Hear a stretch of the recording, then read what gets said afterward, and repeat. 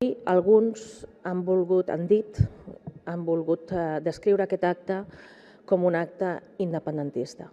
I aquest no és un acte independentista. Aquest és un acte que defensa els drets i les llibertats fonamentals que ens han d'unir a tots nosaltres més enllà de les nostres diferències polítiques, perquè és la democràcia la que està en joc.